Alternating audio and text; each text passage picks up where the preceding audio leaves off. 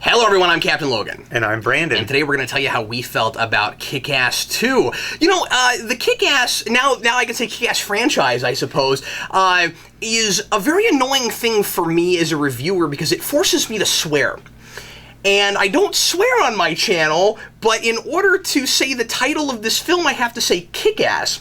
And what's going to make it even more complicated is that at least two major characters in this movie use pseudonyms that include swear words, and I can't say them. And so that's really annoying. Anyway, so Kick-Ass 2, of course, based on the sequel comic by Mark Millar and by John Romita Jr., who, of course, wrote and drew the first one, who wrote and drew Kick-Ass 3, that's currently being published right now, also did the Hit Girl mini.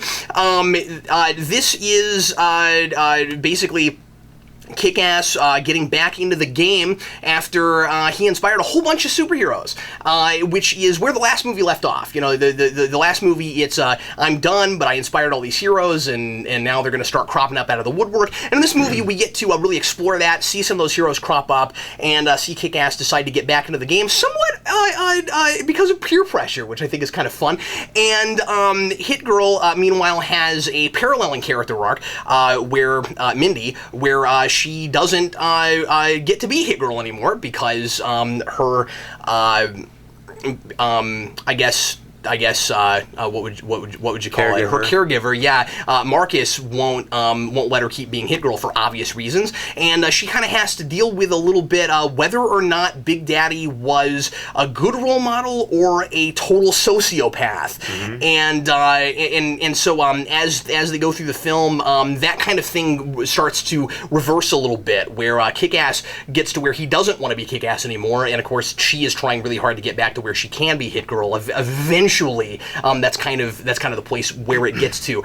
Brandon, this movie made me feel like I really want a Hit Girl movie now. And what baffled me about this is my big reservation going into Kick-Ass 2 was, I don't know that I like that we're going to see a 15-year-old Hit Girl. That was the big thing I was worried about. I remember. Because in the comic book, if I'm remembering right, and I only read, by the way, the first couple issues of the comic, I've not finished it. And because, frankly, I think these movies are better than the comic books, and I still think that, by the way, having seen this. And the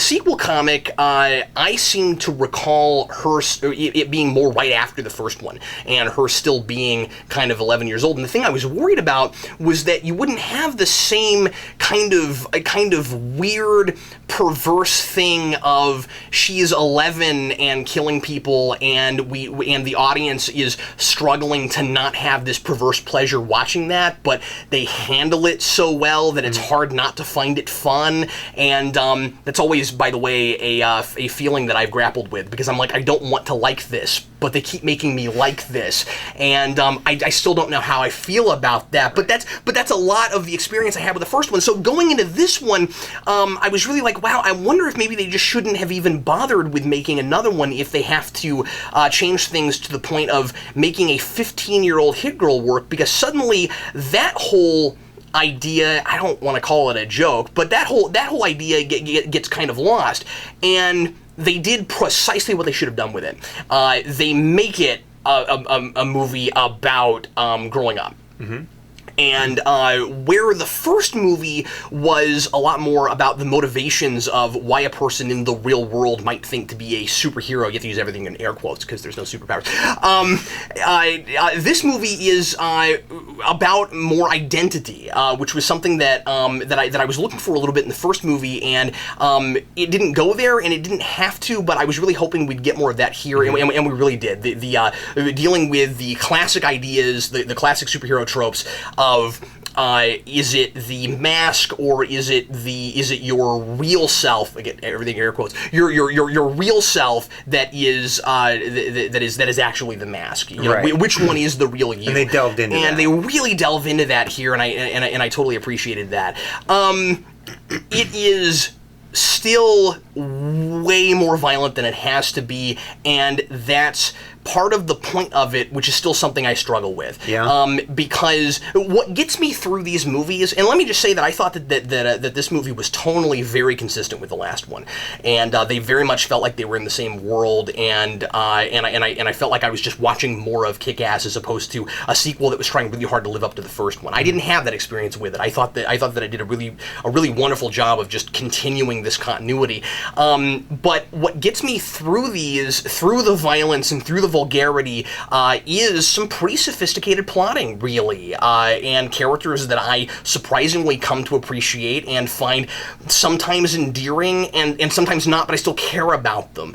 I don't have to condone their actions to still care what happens to them. And it's sort of like a musical where I'm not enjoying the music, where, like, okay, I have to sit through the songs, but I like the story going along with it. This, of course, is worse than that because sometimes I have to look away, that kind of thing. I do think that the vulgarity went, the whole idea of this, especially at the beginning, was to cross lines, push boundaries, do things that had never been done before. The question I always ask with that is maybe sometimes things have never been done before because they shouldn't be done. Sometimes I wonder about that. But I have a very conflicted relationship with these movies. And here, I think they went too far. Okay. I really do. There were at least 2 or 3 places where I went, I didn't need that. I really wish you had not gone there. And I will say also that I wish that, like with the first one, it had stayed with just vulgar language and with violence and not gone to the kind of potty joke place. And this movie definitely does that. There's too much of the bodily function thing going on. I'm gonna say feeling it. Obviously, I have some issues with this, but overall, I really enjoyed it. I thought the story was quite good, and I thought that and it's funny. I mean, there's a lot of stuff I laughed at. Yeah. So anyway, how did you feel, Brandon? Okay, I felt basically like I want to become the superhero I never knew I wanted to be. See, I feel like you're missing the message when you say that, man. I mean, like aren't these movies about it's a really bad idea to do that? But, on the other hand, well, this is a lot a coming of age story. This is a lot a grappling with the morals of the situation you've put yourself into. Right. This has a lot to do with that, but there are also good motivations behind what the good guys are doing, and really evil motivations behind what the bad guys are doing. But I mean, with what you said, it makes it makes it sound like you see this movie as almost inspirational in some way. Well, to a point. Doing good. I see it as kind of an what's the word I'm looking for when you go overboard with a message. Like heavy-handed? Well, it's not heavy-handed, but it's overstating a message in a kind of a pleasant way. Oh, okay. I see this as kind of showing us what we should do in our own lives, but in a lesser sense. Do good unto others. It exaggerates that. It's an exaggerated form of what we should do in a pleasurable viewing experience. I really enjoyed that. I think that I'm with you on the couple of jokes that went too far, but that was about it that went too far for me. I thought that there was a good level. It lived up to the first one. Of course, I saw the first one for the first time just recently. Right. Because I hadn't had a chance to see it before, and I'm like, Kick-Ass 2 is coming out. I need to see Kick-Ass 1. I really enjoyed the first one. You knew I'd make you watch it. Yeah, well, absolutely, and I wanted to watch it. Right. And so that added to my level of enjoyment of this film. I felt, sure. Yeah, you mentioned tonally, it matches up with the first one. I couldn't agree more. It definitely does. They did a really good job of that, and I can only hope that anything in the future, if they do anything with that, would be just as good an adaptation as these two were. They meshed together really well. It was a lot, like I said before, a coming-of-age story. That was good. I enjoyed the character development and the angsts of Hit Girl, and even vice versa on Kick-Ass himself. They reverse course many times throughout the movie, and that was great. It shows a real pull in 2 different directions. You can't decide. You're grappling with the morals of a situation. You got to figure out what's you, what's the world, what's you, how you fit into the world. We all have to deal with that on some level at some point. Sure. You know, what we're going to do. Visually, I thought this movie looked great. It had a lot of good stuff in it. There was a bit of violence that was okay for me. I was perfectly okay. Oh, a bit of violence. This is so violent. It was very violent. I was okay with that. It was great for me. I very much enjoyed this. There was a couple other things that I was going to say. I'll probably get to it in the discussion. Sure, I can't think of what it is at the moment. I'm going to say I absolutely loved this movie. Oh, cool. Great. I absolutely loved it. Totally feeling it. Absolutely feeling it. I will say this. You have to stay to the very end of the credits. Just want to put that out there before I forget. Yeah, sure. Stay to the very end of the credits. Open discussion. All right. Here. I don't think this movie is as good as the first one. Okay. I don't. I think it's quite good. I think that the I think that it. I don't want to say that it has sequelitis. It really doesn't. But it definitely is a sequel to something that didn't need one.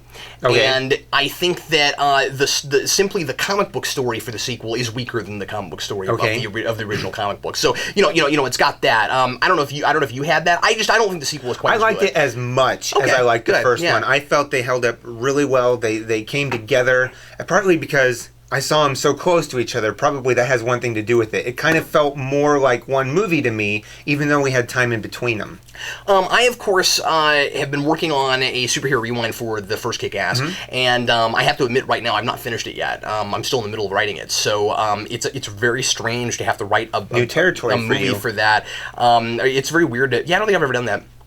It's weird to have to write, a review for a movie having just seen its sequel, and I don't think in my review I'm going to try to write it as if I didn't see the second one. I'm not going to do that. I will mention a couple of things about the sequel in that review. But the reason I mention that is because I watched it again today, and actually twice today. I watched it once, and then I watched it with commentary. And I listened to Matthew Vaughn, who directed the first one, talk about the film, and got a good sense from that of his of how he was directing that and what he was wanting to do with some of his visual choices, and he talked a lot about music. He agonized about music in that movie. It was really interesting. I don't think this film is directed as well as the first one, and I really wish that we had Matthew Vaughn back for it. I think it's kind of sad that we didn't. I'm glad that he produced it. I'm glad that his house did it. Jeff Wadlow did this one. I'm not familiar with him. I'm going to check here and see what else he's done, but I thought that some of the action was shot too close. Let's see, let's see, what has he directed? Nothing I've ever seen. He directed a movie called Cry Wolf in 2005, Never Back Down in 2008. Nothing I've ever heard of. So anyway, I didn't think that a lot of his choices were as inspired as some of the stuff Vaughn did in the first one. It was, again, visually it was pretty consistent. It looked okay. I just didn't think that most of his choices were that creative. Well, here's something that I noticed. There was one scene where there's a character who performs what I would almost call a dance routine. Yeah. But that character is drawing from previous experience, and that lined up pretty well for me. Well, you just come out and say that. That's not a giant review. Okay. That's not a giant. Hit Girl has to dance. In front of a large group of people. And she does it as if she imagines that she's fighting a bunch of guys in a room. That she's fighting a bunch of guys, much as she fighted those guys at the end of that. Wow. She fighted those. That was wonderful. She fighted those guys at the end of Kick-Ass 1. Yeah, sure. Which I thought that was a great parallel. It was a great way to cool. for her to draw on experience to use this in her modern day. There were some definite. But didn't you think some of the action was too hard to see? In a couple of places, maybe it didn't have such a negative impact for me. As I just don't like that. In a lot of modern movies. This is something I don't like the extreme close-ups. There was too much of that. There was a lot of it. Yeah. I didn't like that. It didn't bother me as much as it's bothering you. But my point is that's the one place where it felt very different from the first movie. That's all I'm saying. Absolutely. I will give you that. The first movie was more drawn back. Yeah. Whereas we get, like, for example, when the dad is killed by the bazooka. Yeah. That's very, very elongated shot. You're seeing a huge swath of area. You're not seeing that much type of thing. You're not seeing such a wide-angle shot in this movie. Absolutely. Famously now, Jim Carrey has renounced this movie. Okay. He's not endorsing it, and he's in The Thing, and that's kind of sad.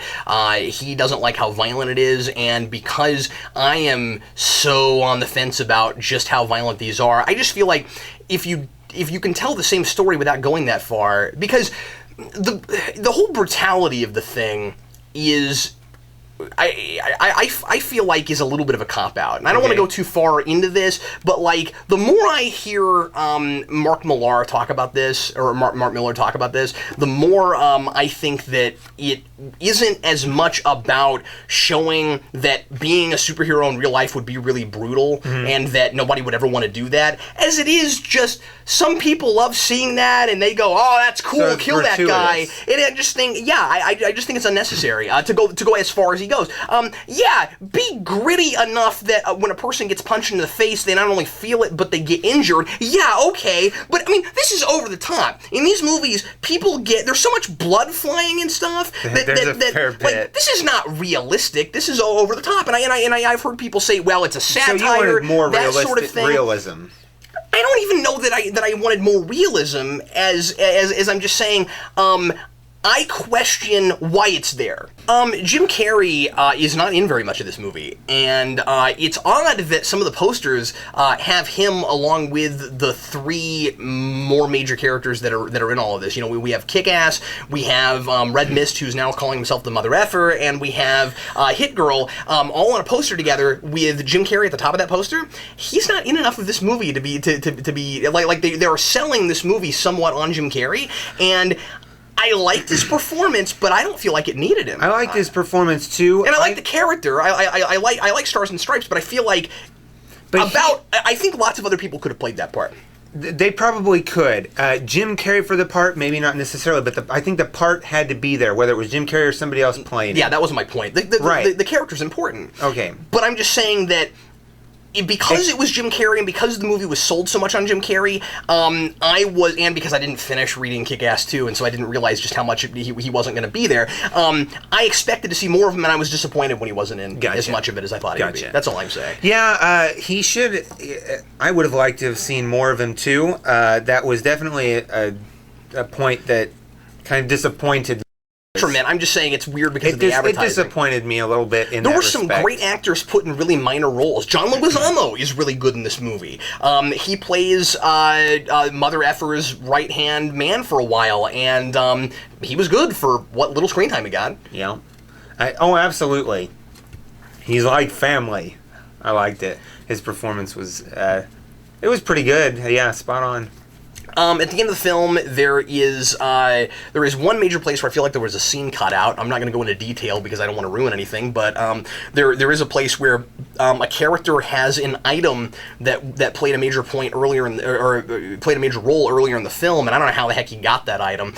So there are a couple of things like that in the movie where I'm like, the continuity's not as good as it was in the first movie, and I feel like maybe some scenes got cut. I would say definitely, especially with regards to that. There's always scenes that get cut, but I feel like that there are scenes that they needed to either leave in or find a way to make sure that we knew how certain things happened, because there had to have been a pass-off. Incongruity going on. Yeah, there had to have been a pass-off on that, definitely. That was definitely, I would agree with you. One of the things I liked the most was all of the minor characters from the first movie that got a lot more to do this time. I thought that was really great. Because one of the complaints I had about the first movie was that we don't see enough, we don't have enough of a dynamic between Dave and his father, and his father is important in this movie. Yes, and definitely important. I really appreciated that, and his two friends also. One thing I didn't like is the familiarity the superheroes got with their real identities. What do you mean? They revealed to each other who they were in real life. Okay. I felt like that was a major plot point of the first one, that they weren't going to do that, and they just kind of threw that out the door in this one. Yeah, I can kind of see that. Yeah, that was something that I did not care for. If the ambiguity there really helps the superhero persona. Well, and you not being as well versed in a lot of superhero stuff. I mean, when you go to major superhero teams, most of the time they know their secret identities. Yeah. But you're right that in the first movie, Kick-Ass and Hit-Girl weren't sharing each other. Well, Hit-Girl wasn't sharing hers. Big Daddy and her both knew that he was Kick-Ass because they could trace his IP address and find where he was. And that was the joke. Was like you try to be this unidentifiable person, and he's the most identifiable person. I agree with you that that's maybe a minor complaint. I think that all you needed there was maybe a question for a moment: should we not share our identities with each other? Because after all, why would they all immediately trust each other? At the same time, I did really enjoy how it was kind of just a fan club at first. They weren't very serious. Stars and Stripes was, but the rest of them, they weren't all that serious about it. They weren't, and there was a lot of that in the first film too. Well, you bring up a good point. Why should they initially trust each other, especially major plot point in the first movie. After Kick-Ass, after Kick-Ass got involved with Red Mist, and Red Mist, I can't say, screwed him over, basically.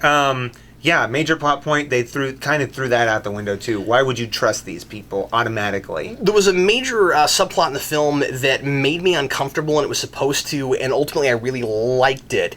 And that was the whole business with Mindy and trying to decide whether or not she wants to be a popular girl in school, and the kind of stereotypical raging diva that controls the whole popular female scene at the high school. When they went there, and I kind of expected they might go there, I didn't want to have to sit through it, but then they started using that to parallel supervillains, and I really liked that. I thought that was fantastic. It was taking that archetype and turning into into the supervillain archetype was a great idea. It was a very neat juxtaposition on that. Basically.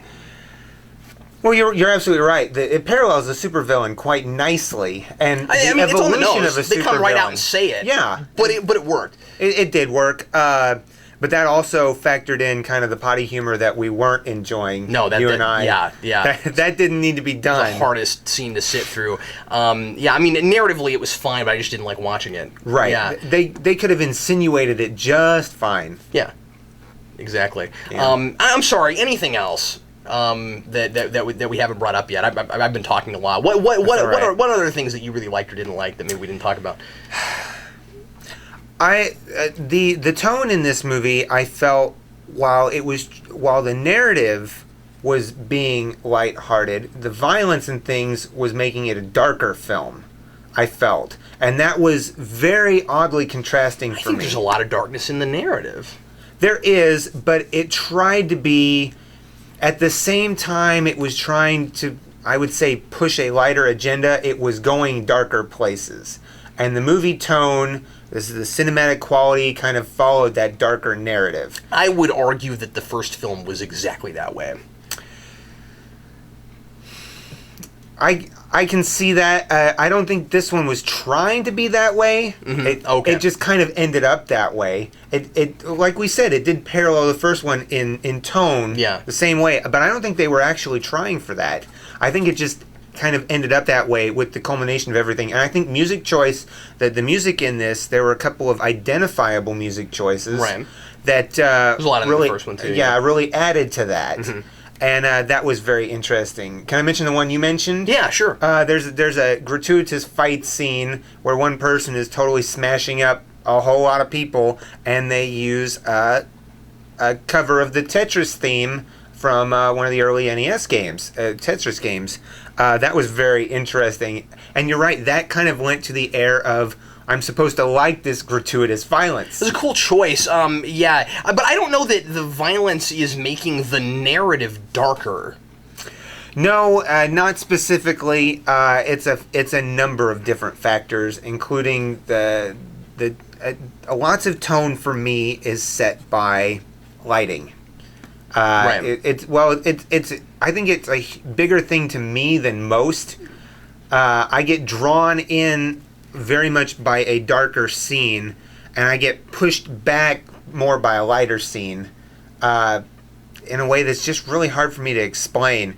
And so it was very weird to see this type of violence in such a bright atmosphere. But again, precisely what we did with the first Yes, movie. That's on purpose. I mean, that's, yeah, I liked it. It was just very all right. interesting for me for both films because I saw the first one so recently. It's harder for me to separate these two. Yeah, sure. So I'm kind of drawing on both. I'm trying to draw just from. No, that's cool. It's cool. I just didn't the understand second what you were one. saying. Yeah, but it's very interesting for me. That's pretty much all I have to say on that.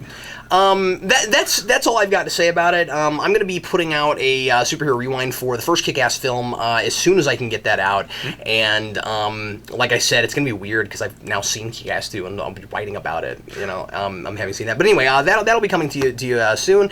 And in the meantime, Brandon and I will be with you again next week for another brand new movie review. I don't know what we're watching next week. I have no idea either. I haven't looked at it to see exactly what's coming. I know either this week or next week, Jobs is coming out, and we might go to that. I don't know yet. We'll see what else is coming. If whether or not we review it, I'll go to it. Yeah, I do want to see that. But I don't know what else is coming out, and if there's any other big, it's geeky enough, Definitely, I mean, absolutely, it's the nature. But that's what I'm saying. I'm not sure. Well, we don't have to just see geeky things, but I don't know if there's any other like sci-fi things or whatever that might need to trump it. But anyway, well, thanks everybody for watching. We sure appreciate it. I'm Captain Logan, and I'm Brandon, and we'll see you again next time.